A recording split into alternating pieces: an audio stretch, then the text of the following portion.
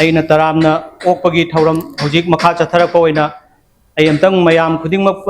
ꯂꯦꯡꯕꯤꯔꯛꯄ ꯉꯁꯤꯒꯤ ꯈꯨꯗꯤꯡꯃꯛꯄꯨ ꯑꯝꯇꯪ ꯇꯔꯥꯝꯅ ꯑꯣꯛꯄꯒꯤ ꯃꯌꯥꯝꯗ ꯑꯃꯨꯛꯇꯪꯒ ꯍꯟꯅ ꯑꯩ ꯁꯛ ꯇꯥꯛꯆꯒꯦ इहान हानबदा अखोगी मयागी टांगबल फमलिबा ओजा युमनाम मनी सिंह महाक हौजिक मसामक president Sipahi mutiny memorial protection committee की प्रेसिडेंट ओइना थौपुबिरी अनीसुबदा अखोगी ओजा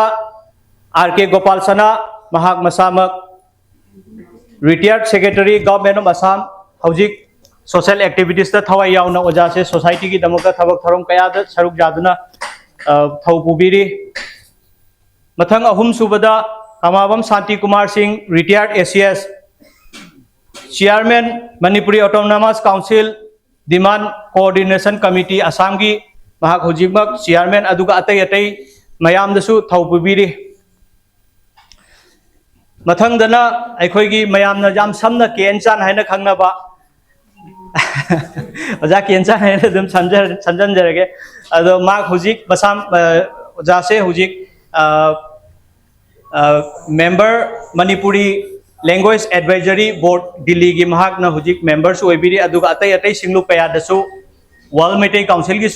वाइस चेयरमैन अदुगा अतोप अतोप सिंगलु कयादसु ओजा से थवाई यावना ngasi सोसाइटी की समाज असिगी दमकता थौ पुबिबा अदुगुमलबा मियोय अमनी मिसक अमनी मथंग सिदी अखोगी मैरा पाइबी खुमंदगी अखोगी इमा अरुणा महाक मयाम पुनमसु खंगिबदुनी महाक हुजिक हुजिक ऑल असम मणिपुरी मैरा पाइबी की प्रेसिडेंट ओइना थौ पुबिरी अदुगा अतै अतै कयादसु मथंगदा अखोगी ओजा शुभंकोर महाकसु असम यूनिट की WMC की वाइस चेयरमैन ने अदुगा मसामक SBI दगी मैनेजर ओइना रिटायर ओरकपनी सोशल एक्टिविटीज ओइना हुजिकसु अतोप अतोप ऑर्गेनाइजेशन कयादा थौपुदुना सोसाइटी की दमकता थवाई यावना थौपुबिरिबा ओजानी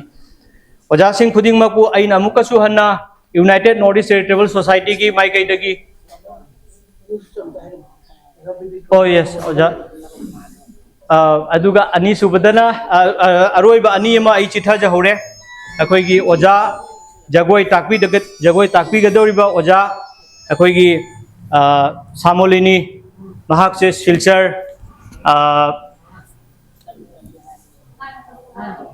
इटखोलादगी अदुगा हुजिकना मंगोलपुरदा जुम पानबा महाक मसामक से हुजिक MA लोयरगा अखोगी सिलचर कसा एरिया सिदा अमदि जिरीबाम एरिया दा ऑल असम हाइटारे ऑल असम ओवरदा महागना जगोई इसै कया ताकपीबा अदुगुम्बा ओजासिंग अखोइना हाइजरुबा मतमदसु मफम सिदा अखोइ सुगुम्बा अमा थौरम अमा पांथोकनबगी होनाजबसिदा माना हराव हरावना जाबिरक्तना अखोइ मरक्सिदा अखोइगी मैडम सु तिनबिरी अदुगा इरोय रोयबदा अखोइगी संगीत कला अकादमी सिंगिरबन की हौजिक हुजिकसु अखोइगी खुनाइसिदा आंगांगसिंगसे कमाइना इसै नोंमाइसिदा सेमगतकदगे हाइना थवाई यावना चचरिबा मयाम पुनमंगना खंगनाबा इबाई बिदित हाइरगा खंगनाबा महापुसु अखोइगी ngasi thauram parengsida अखोइगी हाइरिबा तौगदोरिबा मफमसिदा कला अकादमी अम हौदोकदौबसिदासु इसै नोंमाइगी ओइबा कयासिंग खुदिंगमक्तो मखोइ ओजाना अमदि ओजागी टीमना लीड तौरगा अखोइ सिदैसिदा पुबिगनी हाइनसु मांगना हराव हरावना जाबिरकपगी दमक्तसु ओजाबुसु थागतचरी अदुगा ममांगदा फमिबा अनकपदगी अमदि अरापदगी लापा ओजासिंग ख्वाइ मयाम खुदिंगमक आइगी इचनिचे आइगी मा थोकपा आइगी इचन नुपि थोकपा खुदिंगमकपुसु इसुंग इमानबसिंग अमदि आमसुदगी लेंबिरकपा इचिननाउसिंग अमदि मीडिया पर्सन खुदिंगमकपु आइना इकोकनोना तरामना ओक्चरी अहानमक्तदा डाइस लेंसन बिरिबा ओजा सिंह डिग्निटरी सिंह बोहानमक्तदा तराम कोमन खुरमजरी तंगदा ngasi थौरम असिबु सरुक यागनी हाइदना लेंबिरलिबा लंदन मसिगी माइंडोन अहलमन सात्र सात्री पुनमकु अहानमक्ता खुरमजरी ngasi मफम असिदा मयामना पुल्लिबसि मरुवैना united north east charitable society हाइदना हाइरवे NGO असी लिसिंगनी कुलहुमदोय 2023 दे स्टाब्लिश तौकिबा अदुगुम्बा NGO अमनी हाइरवे NGO असिगी मागी प्रोजेक्ट अमागी मनुंग चन्ना अखोगी लमदम असिदा आर्ट एंड कल्चर योखटपगी पांदम अमगी सरुक अखोइना यामना चावना मतिंग तौबु ngamdragaswa अखोगी अहानबो इनिशिएटिव अमा ओइना अखोइना हारिबा नॉर्थ ईस्ट कला एकेडमी हाइना मिंथोनजबा हाइबा प्रोजेक्ट असे अखोइ हाबो चकिबनि मसिगी अहानबो फेस की ओइना अखोइना लखीपुर लोकेशन से अखोइना सिलेक्ट तौजरगा लखीपुर की ओइना अखोगी सिंगेरबोन से कई अहानबा अखोइना हौदोक्सी हाइना अखोइना मसिगी थोरम असे सिंजबनि नॉर्थ ईस्ट कला एकेडमी मरुइना मागी पांडम से अखोगी अखोगी लखीपुर एरिया सिदा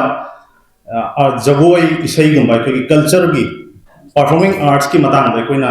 तमननबगी मतिक चाबा इंस्टीट्यूट मरांग काइना लेतबा नत्रगा एक्सेसिबल ओइदबा लम लापा अदुगुंबा चथोक चसिन अपिक पंगांग सिन कइगुम तमनिंग बले रे सो अला चलगा तमबगी खुदोंग चाबगुंबा अदुगुंबा प्रॉब्लम सिंग से अखोइना दुम उजाबदगी अखोइना हाइब एनजीओ सिना हाइब प्रोजेक्ट सिगी मखादा सिंगेरबोन हान हाना सिगी फाउंडेशन से तौसेना अखोइना लेनरा मतुंदा सिगी फॉर्म सिनबनी नॉर्थ ईस्ट कला एकेडमी मरुना तौगदब थबक से अखोगी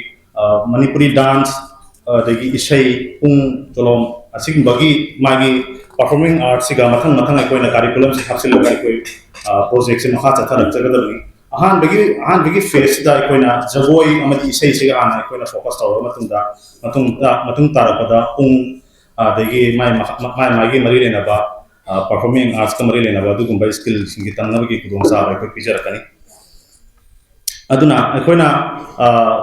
मरुइना अखोगी नोसी नॉर्थ ईस्ट कला एकेडमी हाइना मिंथोनजबा एकेडमी सी हजिक हजिक की ओइना दि अतोपा मफम मतदि अखोइ तुंदा एक्सपांड तौबगी प्रोजेक्ट एक्सपांड तौबगी मतांगदा करि मोंता जि खना जि फर्स्ट ओइना खना फर्स्ट फेज ओइना अखोइना पायलट फेज ता अखोइना सिगी लखीपुर की लोकेशन सिगा सिलेक्ट तौजबनी अदुबु लोकेशन से अखोइना हजिक हजिक की ओइना एनजीओ की माइकैदि फाइनलाइज ओइद्रि अखोगी मया दिनबिरिबा मया अखंग हाइ लेबा ओजासिंग मोगी देगी सो अखोइना एक्सपर्टीज खरा लौजरगा अखंग हाइ की मोगी सजेशन खरा लौजरगा अखोइना करम हाइना मसिबु एक्सपांड तौबजाबा सक्सेस ओइहनबजाबा अदुगी मतांगदा मसिगी मिफम असि तौजबनी मसि अदुगा अखोइना ngasiगी मिफम सिगी खुदोंग चाबा लौरगा हाइरिबा लेगदोरिबा एकेडमी असिगी मैनेजिंग कमिटी अमा सब मैनेजिंग कमिटी अमा अखोइ फॉर्म तौजगे तौजनबगी खुदोंग चाबा लौजगे अदुना तिनबिरिबा मयाम पुनमनसु अहलमन मजाला पुनमनसु हाइरिबा अखोगी पांडम असिदा थोय हक्चांग यावना सपोर्ट तौबिरकनी हाइदना थाजबा थंजरी मसि हाइरिबा